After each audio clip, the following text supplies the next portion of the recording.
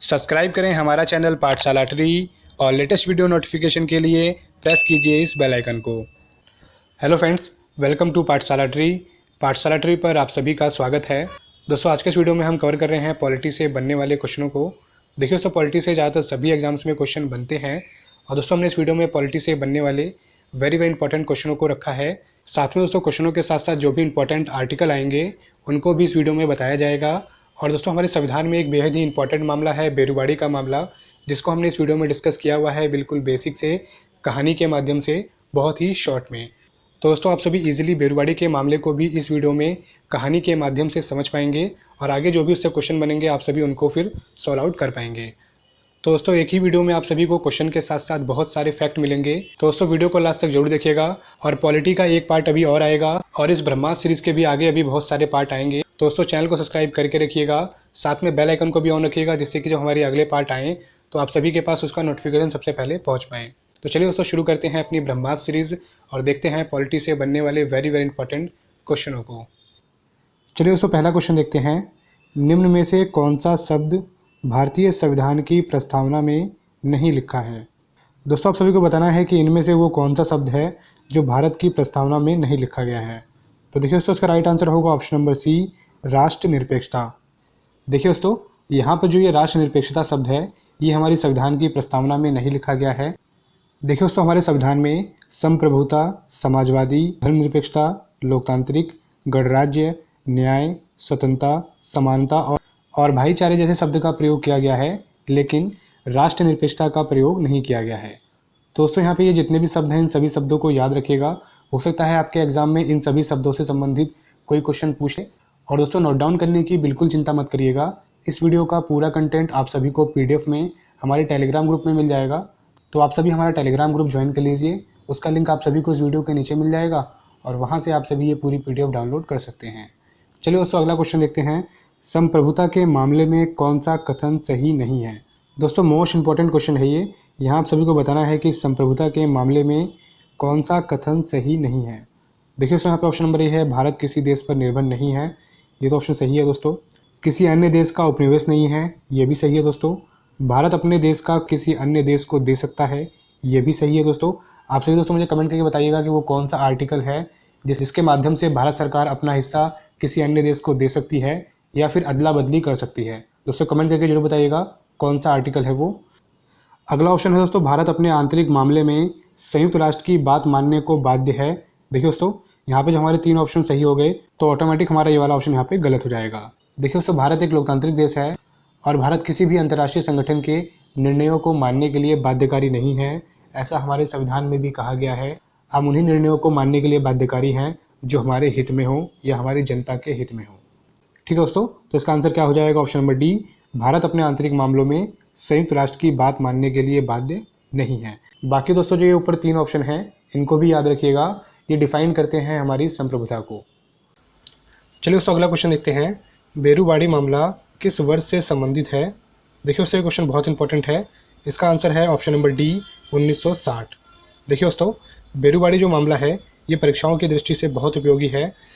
दोस्तों मैं बेरुवाड़ी मामले के बारे में आप सभी को बिल्कुल शॉर्ट में स्टोरी के माध्यम से बताता हूँ, जिससे आप सभी बेरुवाड़ी मामले को ईजिली समझ पाएँ। देखिए दोस्तों बेरुवाड़ी जो मामला है ये हमारी आज़ादी के समय से जुड़ा हुआ है। यानी दोस्तों जब भारत आज़ाद हो रहा था और भारत के साथ साथ पाकिस्तान भी भारत से अलग हो रहा था, उस समय दोस्तों हुआ क्या, उस समय जो हमारे तत्कालीन वायसराय थे माउंट बैटन जी, उन्होंने दोस्तों भारत की सीमा का निर्धारण करने के लिए सर रैडक्लिफ को जिम्मेदारी दी। लेकिन दोस्तों जो रैडक्लिफ थे उनको भारत के मैप के बारे में कुछ भी पता नहीं था और उन्होंने अपने मनमाने तरीके से भारत की सीमाओं का निर्धारण करना शुरू कर दिया। चलिए दोस्तों यहाँ तक तो ये बात ठीक थी, लेकिन दोस्तों दिक्कत आई बेरुवाड़ी वाले हिस्से को लेकर। हुआ क्या दोस्तों, पश्चिम बंगाल का एक ज़िला है जलपाईगुड़ी, उसका एक हिस्सा है बेरुवाड़ी। रैडक्लिफ ने बेरुवाड़ी को भारत का हिस्सा तो बताया, लेकिन कागजों में उसको लिखना भूल गए और आज़ादी के बाद जो वर्तमान में आज बांग्लादेश है वो पाकिस्तान को ही मिला था, जिसको उस समय हम पूर्वी पाकिस्तान कहते थे। तो पाकिस्तान क्लेम करने लग गया कि बेरुवाड़ी जो है ये हमारा क्षेत्र है और इसको लेकर काफ़ी विवाद बढ़ने लग गया। उसके बाद दोस्तों हुआ क्या, पंडित जवाहरलाल नेहरू और पाकिस्तान के प्रधानमंत्री फिरोज़ शाह नून के बीच एक समझौता हुआ। इन्होंने कहा कि चलिए हम ऐसा करते हैं, जो बेरुवाड़ी वाला क्षेत्र है उसको हम आधा आधा बांट लेते हैं। लेकिन दोस्तों बात वहाँ भी नहीं बनी। भारत की जनता ने इसका विरोध करना शुरू कर दिया कि हम अपने हिस्से को दूसरे देश को कैसे दे सकते हैं। जिसके बाद दोस्तों जवाहरलाल नेहरू के इस फैसले की काफ़ी निंदा होने लगी और लोग कहने लगे कि जवाहरलाल नेहरू ने संविधान के खिलाफ काम किया है, क्योंकि हमारे संविधान के आर्टिकल 3 में ये तो कहा गया है कि भारत सरकार चाहे तो राज्यों की सीमा को आपस में साझा कर सकती है या फिर उनकी सीमा में बदलाव कर सकती है या उनके नामों को बदल सकती है, लेकिन ऐसा कहीं भी नहीं लिखा है कि भारत सरकार अपने हिस्से को किसी दूसरे देश को दे दे। उसके बाद दोस्तों पंडित जवाहरलाल नेहरू सुप्रीम कोर्ट की शरण में गए और उनसे सहायता मांगी। जिसके बाद दोस्तों सुप्रीम कोर्ट ने कहा कि संसद के पास ये अधिकार है कि वो संविधान में संशोधन कर सकती है, तो अनुच्छेद 368 का प्रयोग करके आप संविधान में संशोधन कर लीजिए। जिसके बाद दोस्तों 1960 में संविधान में नवा संविधान संशोधन किया गया और समझौते के अनुरूप अनुसूची 1 में परिवर्तन कर दिया गया। ठीक है दोस्तों ये था बेरुवाड़ी का मामला, जो मैंने आप सभी को बहुत शॉर्ट में बताने की कोशिश करी है।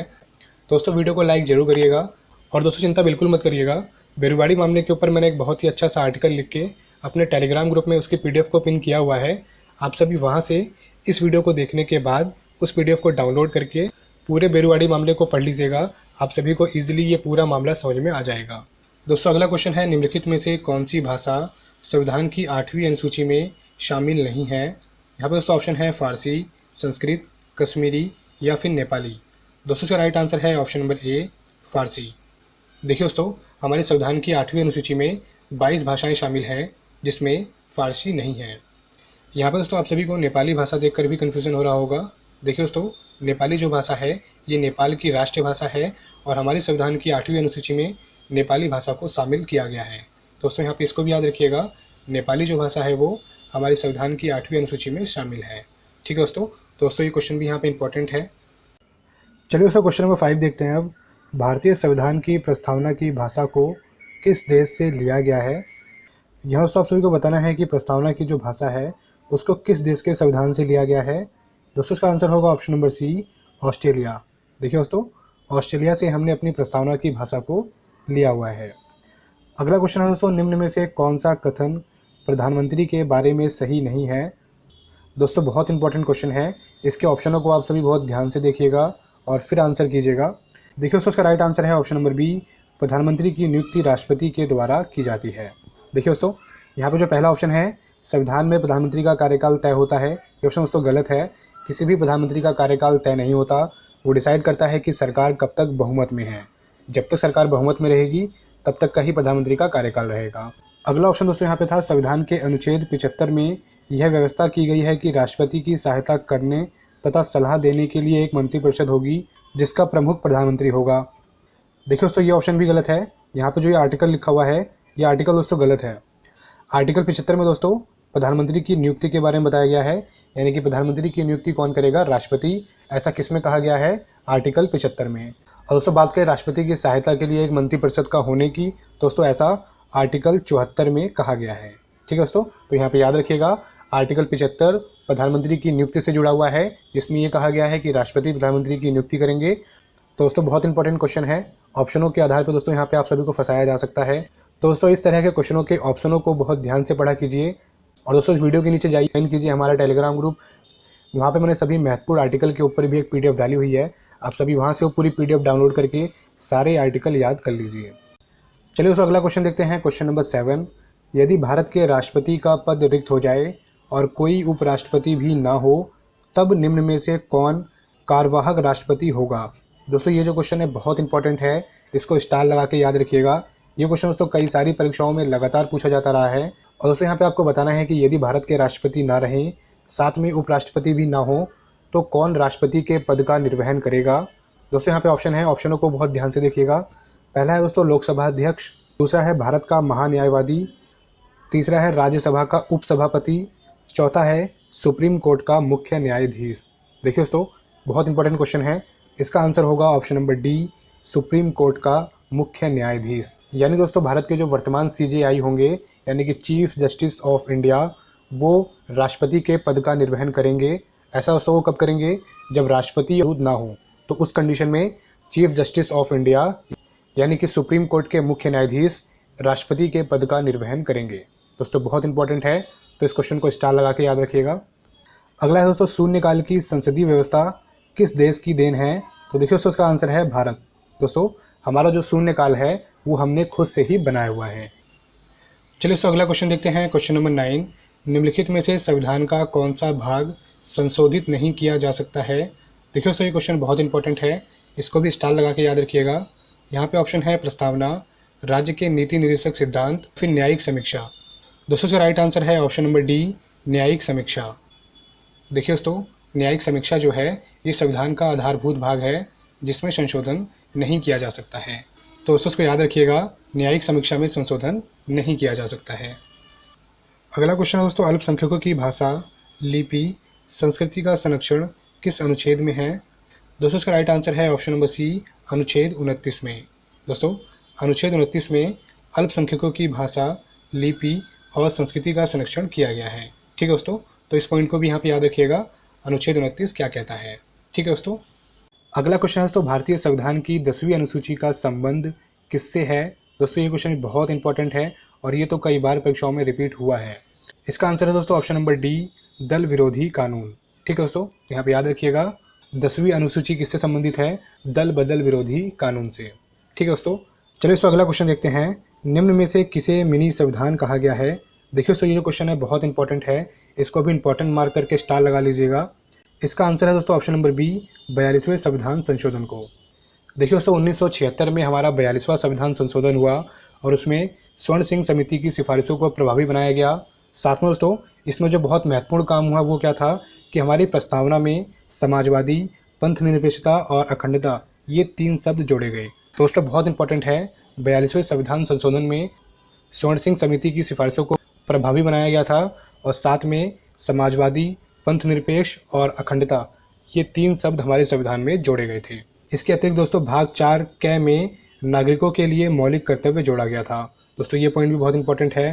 साथ में दोस्तों कैबिनेट की सलाह मानने के लिए राष्ट्रपति को बाध्य कर दिया गया था।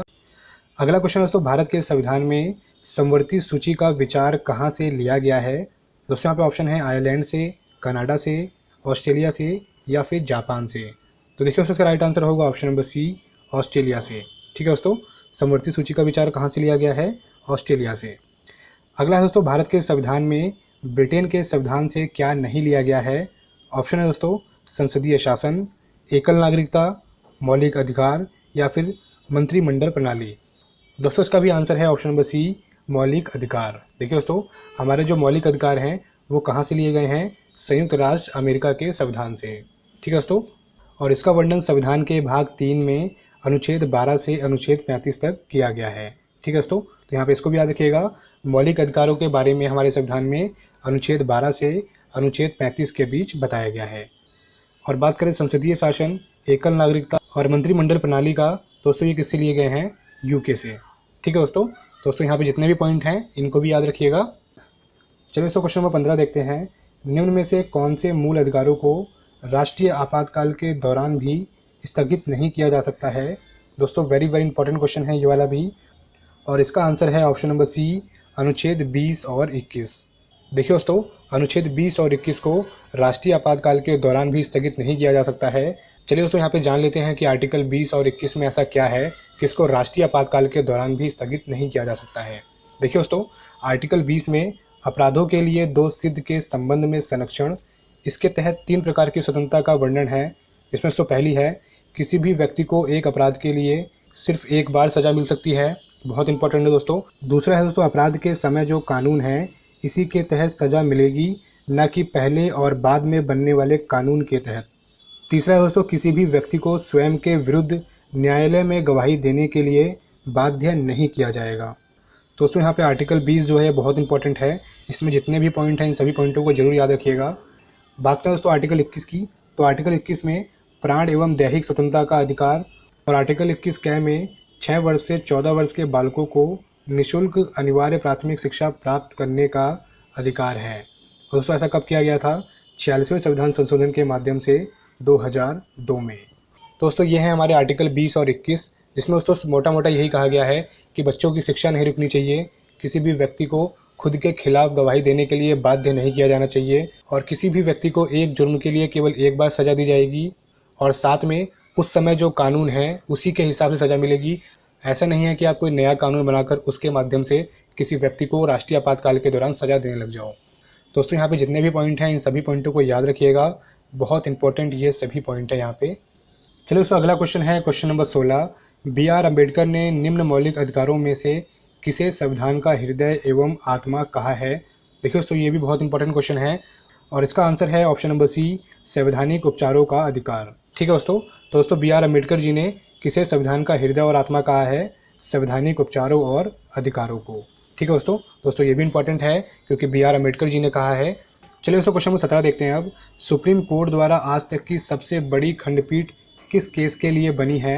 देखिए दोस्तों ये जो क्वेश्चन है बहुत इंपॉर्टेंट है ये वाला भी, और इसका आंसर है दोस्तों option number C, Kesavananda Bharati. ये जो केस था वो था केशवानंद भारती बनाम केरल सरकार। इसमें दोस्तों केरल सरकार ने शंकराचार्य मठ की कुछ ज़मीनों का अधिग्रहण कर लिया था, जिसके बाद दोस्तों ये केस चला और इस केस की सुनवाई 13 जजों की बेंच ने करी, जो भारत के इतिहास में अब तक की सबसे बड़ी बेंच थी।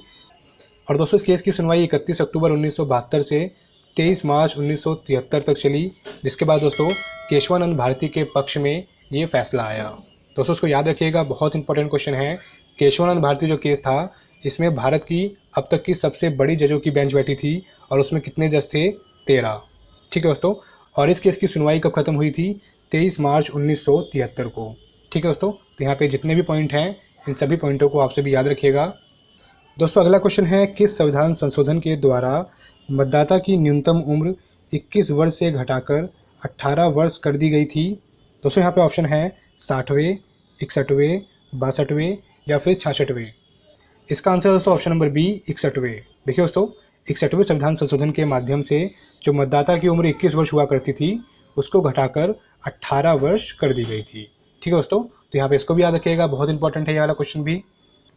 अगला क्वेश्चन है दोस्तों, लेखा अनुदान संघ सरकार को कौन सी अनुमति प्रदान करता है। वेरी वेरी इंपॉर्टेंट क्वेश्चन है दोस्तों ये, और इसका आंसर है ऑप्शन नंबर डी, निश्चित अवधि के लिए भारतीय संचित निधि से धन निकालने की अनुमति।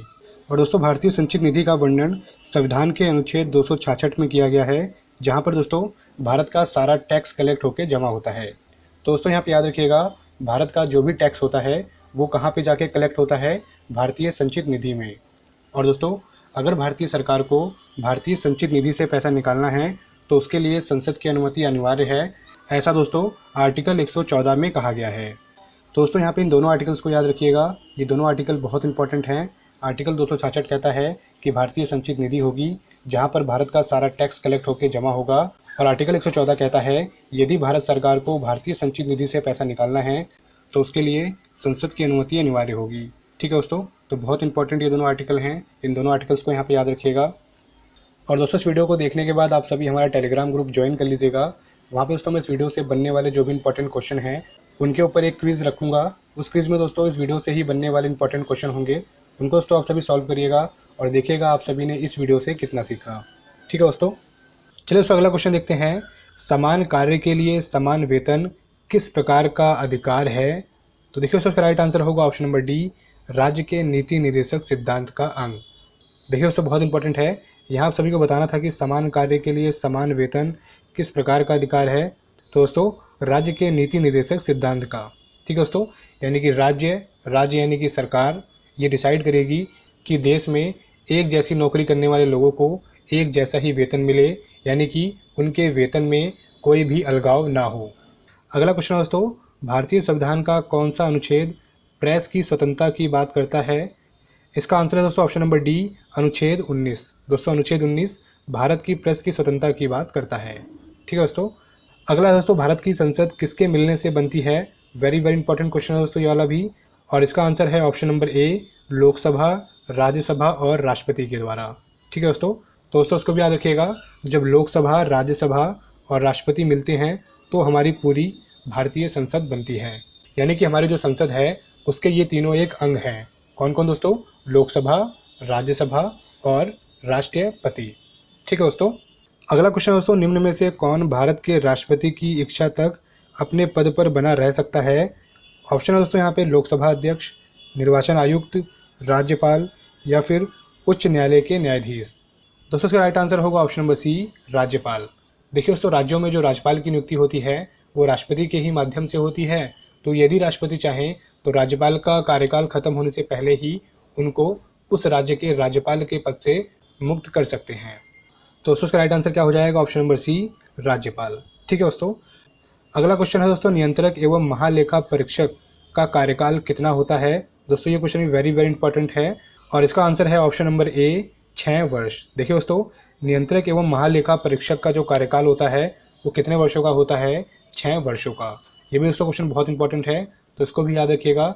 और आप सभी दोस्तों मुझे कमेंट करके बताइएगा कि वर्तमान में नियंत्रक एवं महालेखा परीक्षक कौन है। चलिए दोस्तों अगला क्वेश्चन देखते हैं, क्वेश्चन नंबर 25। निम्न में से कौन संसद के दोनों सदनों में बोलने, अन्य कार्रवाई में भाग लेने का अधिकार रखता है परंतु वोट डालने का अधिकार नहीं रखता? देखिए दोस्तों, ये जो क्वेश्चन है वेरी वेरी इंपॉर्टेंट है, तो इसको भी वेरी वेरी इंपॉर्टेंट मार्क कर लीजिएगा। और दोस्तों यहाँ पे ऑप्शन है भारत के मुख्य चुनाव आयुक्त, नियंत्रक एवं महालेखा परीक्षक, वित्त आयोग के अध्यक्ष या भारत के अटॉर्नी जनरल। दोस्तों इसका राइट आंसर होगा ऑप्शन नंबर डी, भारत के अटॉर्नी जनरल। देखिए दोस्तों, भारत के जो अटॉर्नी जनरल होते हैं ये संसद के दोनों सदनों में भाग ले सकते हैं, बोल भी सकते हैं और कार्यवाही में भी हिस्सा ले सकते हैं, लेकिन किसी भी मुद्दे पर अपना वोट नहीं डाल सकते। दोस्तों हमारे संविधान में आर्टिकल 76 में अटॉर्नी जनरल के पद की व्याख्या की गई है और उसमें कहा गया है कि भारत सरकार की कानूनी सलाह के लिए अटॉर्नी जनरल ऑफ इंडिया का एक पद होगा जो भारत सरकार की तरफ से उनके केस लड़ेगा और उनको कानूनी सलाह देगा। दोस्तों अटॉर्नी जनरल ऑफ इंडिया का जो पद है वो संवैधानिक पद है, यानी कि इसके बारे में संविधान में उल्लेख किया गया है। बात करें दोस्तों भारत के पहले अटॉर्नी जनरल की, दोस्तों वो थे एस.सी. सेटा-लवड। ठीक है दोस्तों, और इनका कार्यकाल था 28 जनवरी 1950 से 1 मार्च 1963 तक। ठीक है दोस्तों, अब बात करें वर्तमान में भारत के अटॉर्नी जनरल की, दोस्तों वो कौन है? के वेणुगोपाल। तो दोस्तों इसको याद रखिएगा, के वेणुगोपाल जो हैं वो भारत के वर्तमान अटॉर्नी जनरल ऑफ इंडिया हैं, यानी कि वर्तमान में सरकार के जो भी केस होते हैं या फिर सरकार को जो भी कानूनी सलाह चाहिए होती है वो सरकार के वेणुगोपाल के माध्यम से ही लेती है। ठीक है दोस्तों यहाँ पे अटॉर्नी जनरल से बनने वाले जो भी इंपॉर्टेंट फैक्ट थे मैंने आप सभी को वो भी बता दिए हैं। दोस्तों वीडियो को लाइक करके जरूर जाइएगा। तो चलिए दोस्तों आज के इस वीडियो में बस इतना ही। आज का है वीडियो आप सभी को कैसा लगा हमें कमेंट करके जरूर बताइएगा। दोस्तों वीडियो को लाइक करिएगा, शेयर करिएगा, जिससे हमारे पॉलिटी के ये सभी क्वेश्चन और भी लोगों तक पहुँच पाएँ। देखिए दोस्तों हमने इस वीडियो में पॉलिटी से बनने वाले सभी वेरी वेरी इंपॉर्टेंट क्वेश्चनों को बिल्कुल बेसिक से रखा था। अब इस तो आगे भी इसका एक और पार्ट आएगा, हम कोशिश करेंगे कि उसमें भी हम ऐसे ही क्वेश्चन रखें जो आप सभी के परीक्षा के लिए बहुत ही उपयोगी हों और साथ में जो बीच बीच में अनुच्छेद आते रहें उनको हम सभी डिटेल में समझते चलें। ठीक है दोस्तों इस वीडियो को शेयर जरूर करिए, जिससे हमारे क्वेश्चन और भी लोगों तक पहुँचें। और दोस्तों अगर आपने हमारे चैनल को सब्सक्राइब नहीं किया है तो प्लीज़ हमारे चैनल को सब्सक्राइब कर लीजिए और बेल आइकन को प्रेस कर दीजिएगा, जिससे कि इस सीरीज़ की जब अगली वीडियो आएँ जो कि बहुत जल्द आएंगी वो सभी आप सभी सबसे पहले देख पाएँ। तो चलिए दोस्तों मिलते हैं अगली वीडियो में, तब तक के लिए टेक केयर, बाय बाय।